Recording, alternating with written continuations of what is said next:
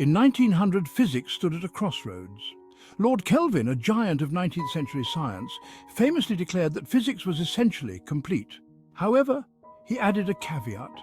There were two clouds on the horizon, two unexplained phenomena that troubled him. These were the failure to detect the luminiferous ether and the mystery of black body radiation. Little did Kelvin know that these clouds foreshadowed a revolution in physics.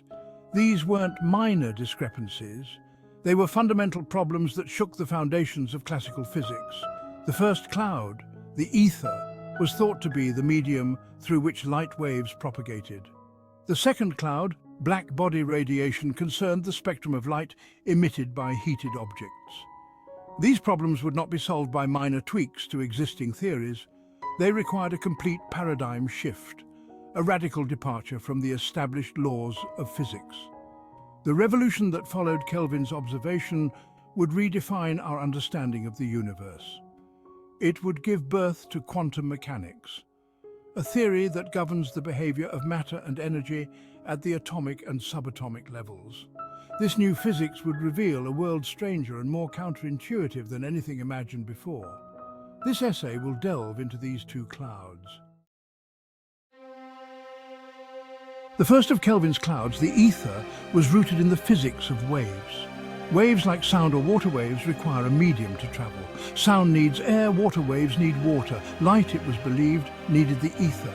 This ether was a strange substance. It had to be incredibly rigid to allow light to travel at such high speeds, yet it couldn't impede the motion of planets. To detect this elusive ether, Albert Michelson and Edward Morley devised a brilliant experiment in 1887. They reasoned that the Earth's motion through the ether should create an ether wind. This wind would affect the speed of light differently depending on the direction of the light beam. The Michelson-Morley experiment, however, yielded a shocking result. There was no ether wind. Light travelled at the same speed regardless of the direction of measurement. This null result sent shockwaves through the physics community. The ether, a cornerstone of classical physics, seemed to be non-existent. The implications of the Michelson-Morley experiment were profound. It challenged the very existence of a preferred frame of reference for light, a concept central to Newtonian physics. This experiment paved the way for Einstein's theory of special relativity, which would discard the ether altogether and revolutionize our understanding of space, time, and gravity. The second cloud that troubled Kelvin was the problem of black body radiation. A black body is an idealized object that absorbs all incident electromagnetic radiation, regardless of frequency or angle. When heated, a black body emits radiation in a characteristic spectrum that depends only on its temperature. Understanding the spectrum of black body radiation was a major challenge for physicists at the turn of the 20th century.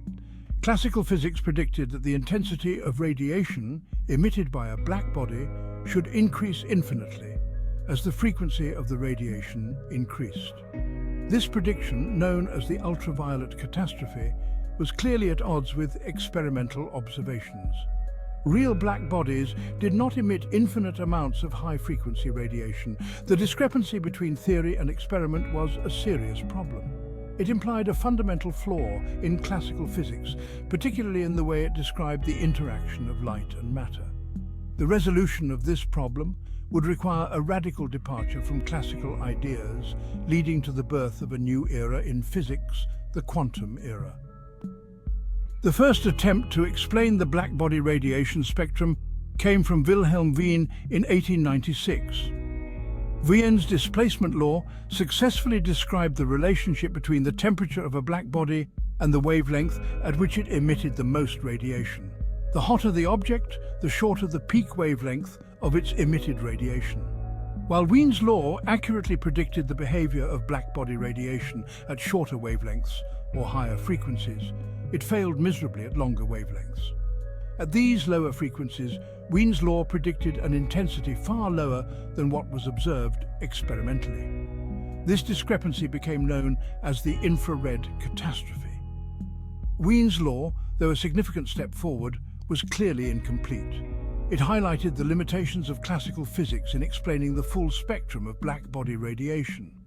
A more comprehensive theory was needed, one that could account for the behavior of radiation at all frequencies. In 1900, Lord Rayleigh and Sir James Jeans attempted to provide a more complete explanation for blackbody radiation.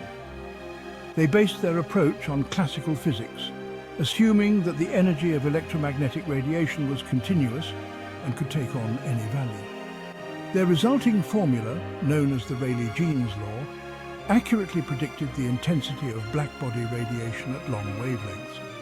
However, it led to a disastrous consequence at short wavelengths, predicting that the intensity of emitted radiation would increase infinitely as the frequency increased. This was the ultraviolet catastrophe. The ultraviolet catastrophe demonstrated the profound limitations of classical physics in explaining the world at the atomic level. Classical physics, which had served so well for centuries in describing the macroscopic world, was fundamentally flawed when applied to the microscopic realm. A new theory, one that could bridge this divide, was desperately needed. The solution to the blackbody radiation problem came from a seemingly unlikely source, Max Planck. Planck, initially skeptical of the need for radical new physics, stumbled upon a revolutionary idea in 1900. He proposed that the energy of electromagnetic radiation was not continuous, as classical physics assumed, but rather quantized. Planck's idea was revolutionary. He suggested that energy could only exist in discrete packets, or quanta, much like matter exists in discrete units of atoms. This was a radical departure from the established laws of physics, which held that energy could be exchanged in arbitrarily small amounts. Planck's hypothesis, though initially met with skepticism, perfectly explained the observed blackbody radiation spectrum. It avoided the ultraviolet catastrophe and provided a theoretical foundation for understanding the interaction of light and matter at the atomic level. This marked the birth of quantum mechanics, a theory that would revolutionize physics and our understanding of the universe. If you enjoy this channel, don't forget to hit that follow button. Your support drives my creativity, and together, we explore the wonders of science. Let's make discoveries together.